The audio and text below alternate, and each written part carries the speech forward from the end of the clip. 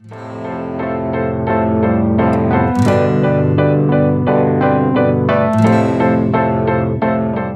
what's up guys? Pallab here from nothingwired.com, and Coolpad has launched their brand new flagship, the Coolpad Max A8, last month. And since then, we've been doing some or the other review of this device because this will kind of looked interesting to us.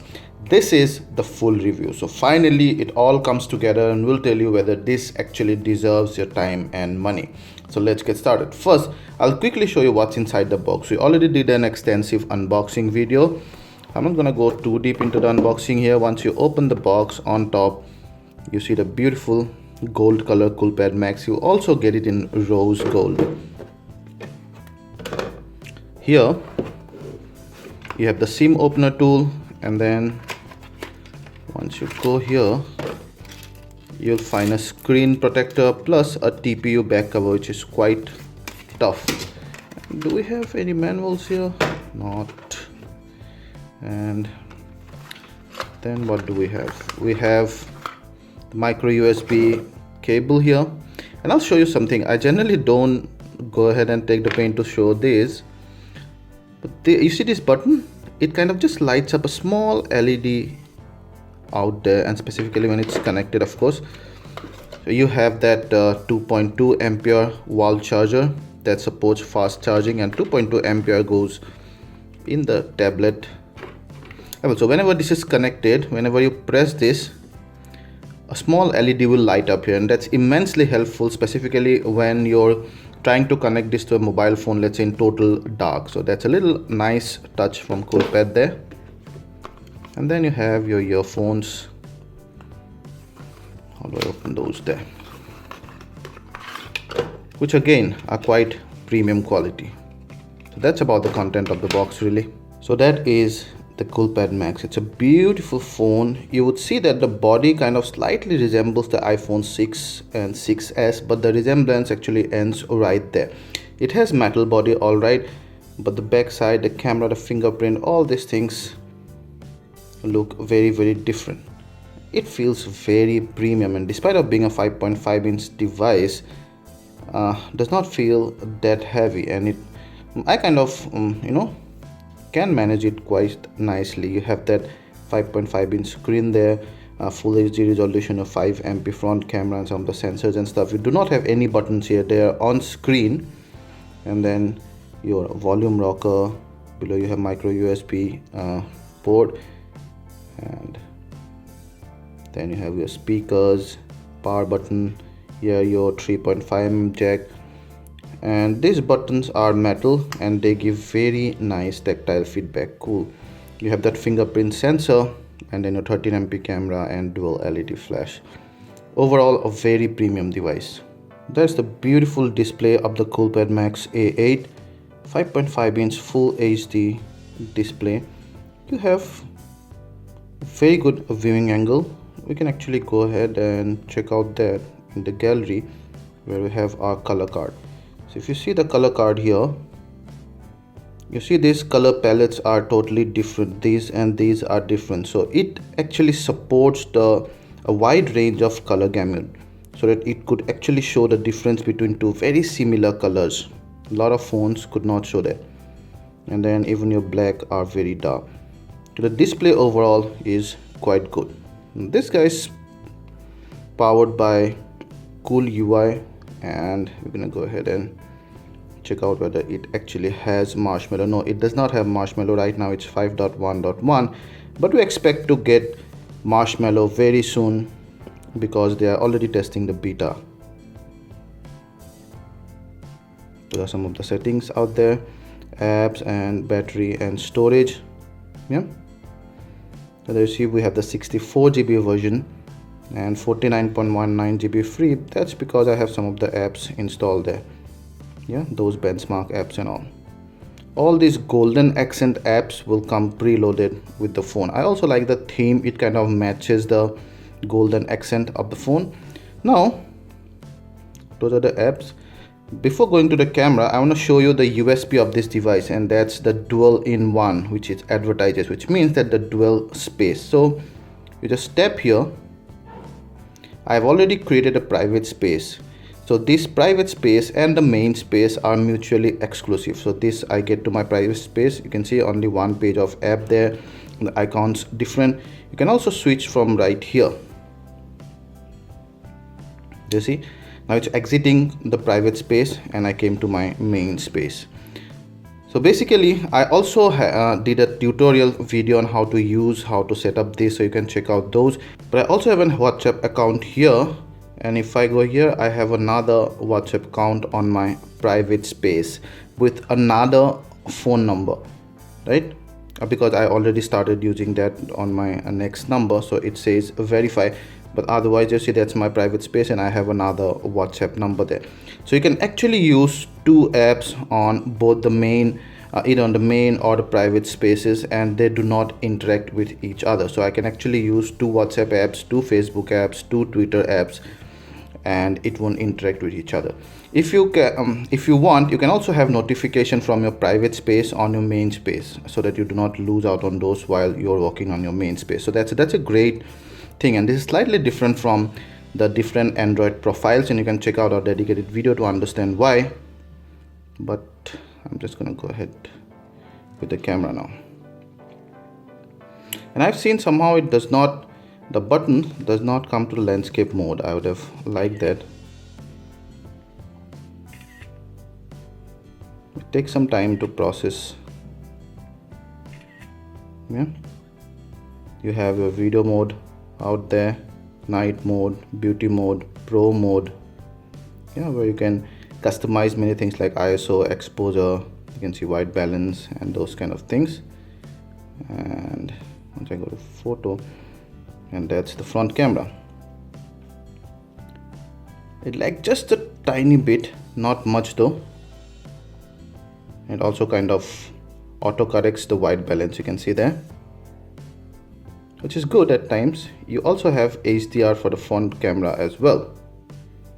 Yeah, it'll take away some of those shadows. So we checked the image and video quality of this device, and it's very, very good.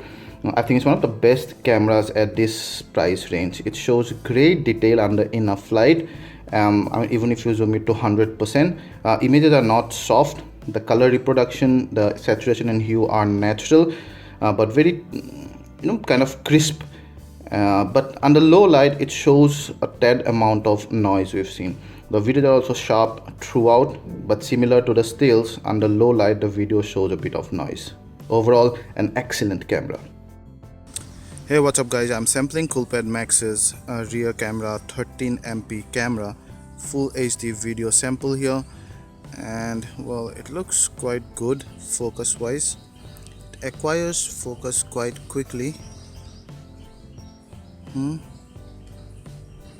There's a slight focus jump though, you see there. So exposure correction is also good. So there is shadow mostly on my left side, but it can show the detail there nicely on the wall. And there it's way too harsh light, but still it shows the detail, good amount of greenery there. Now if I go here, it's totally against the light, this tree, but it still could show some of the details. That's commendable. Okay, let's check out some stabilization issue. Right, it's well stabilized, I see.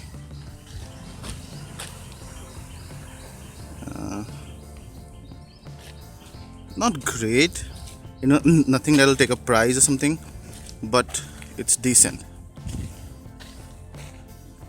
So overall, very good video quality. It's also sharp end to end, I see.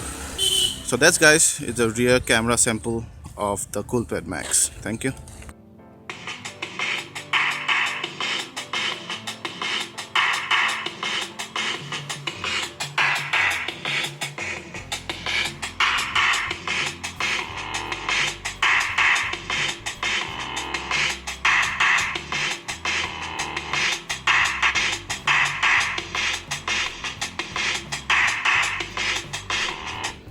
So I see that the loudness is not much. It's a doable still, but the bass is excellent. It's very thumping bass, but at times it kind of overshadows the treble.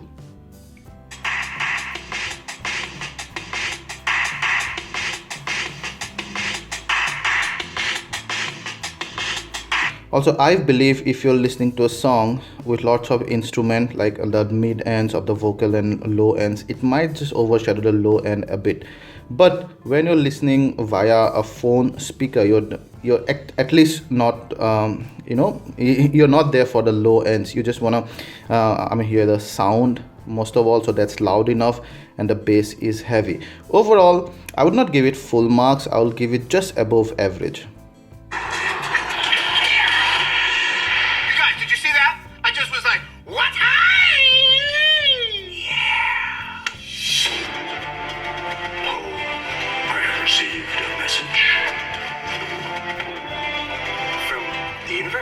From a messenger. Oh, yeah, of course. Our greatest masters are disappearing. I fear this is a work of Lord Shen, who has unleashed a excellent surround sound, excellent vocals. The end of Kung Fu. But I just got Kung Fu! And now you must save it. Yeah, so the vocals are great in the movie mode. Also the surround and the 3D sound is awesome. The Coolpad Max gave us just over 6 hours of moderate to heavy usage, which I would say is average. It's not above average. It could be actually below average, considering some of the phones that are coming with over 3000 mAh batteries. It has a 2800 mAh battery, but it supports quick charging, and it has that very fast 2.2 ampere charger. So they did a dedicated battery life and charging test. You can check that out. But what we found that it charges to about 10 to 11% in 5 minutes, about 30% in 15 minutes, and 66% in half an hour. So while you're getting ready, the phone can get charged enough to take you through the business day. So that's quite cool. It supports fast charging, but otherwise the battery life is average. We did some benchmarking and gameplay testing. You can find out those dedicated videos there, but then this guy could play anything that we threw into the device. So then guys, do you think you want to buy the Coolpad Max A8? Okay, so let's talk about the pros first. The main pros of this device are its design and build quality, plus the things come in the box. So little touches like those, that a small LED light in the USB cable, those are pretty handy. Number 2 is the camera. Number 3 is the audio quality. Number 4 is a fingerprint sensor. And number 5, and my personal favorite, is the dual space technology. The main cons of this device is the price. It cost under 25,000, and it already actually got a lot of backlashes for that. Even I think the price is a tad too high. I would have liked to see it below 20,000. And people mainly expect, I think, a Chinese vendor's phone to generally cost between 10 to 15,000 maybe, or at least under 20,000. But you have devices like Mi 5, for example, which cost 25,000. And that's also a Chinese vendor. And when I see the Coolpad Max, I actually do not see this competing with a Redmi Note 3, for example. I see it competing with the likes of Mi 5 at the similar price range. The features that it has, the software features and even otherwise, actually I personally find it better than the Redmi Note 3. And you'd agree that the Redmi Note 3 might have a 3 GB of RAM and 32 GB storage and a build quality similar to this, but then some of those things like dual space technology, the speaker output, for example, even the camera quality is better than the Redmi Note 3. We can compare it to the Mi 5. Now it's a neck-to-neck race with the Mi 5, I would say. I like holding this device better, because the Mi 5 actually is more beautiful than this device because of that curved back, but it keeps on slipping from my hand. So I like holding this device better. If you like a bigger screen, so definitely this guy's better. It has a better camera than the Mi 5 with a better autofocus system. At least I found the bass in the sound better than the Mi 5. Where the Mi 5 really excels is maybe the Mi UI, which kind of has more features than this one. And also overall I think I prefer the Mi UI user interface to this one mostly. Also, that guy is feather light, and that's the main advantage of the Mi 5. It's, I think, weighs about 120 gram, and that would be 40 to 50 grams lighter than this device. So you feel that lightness. So that's where the Mi 5 excel. I'm not saying which one is better, because this one's better in some aspect, the Mi 5 is better in another aspect. That's your call. But what I'm saying is, I think this guy is comparable to the Mi 5 or even the OnePlus, rather than someone like let's say LETV 1S or even Redmi Note 3 or even the U Unicorn, for example. If you like this video, please hit the like button, ask anything related to this, and we'll try to answer them all. And please subscribe to our channel and share this video to share the love. Thank you.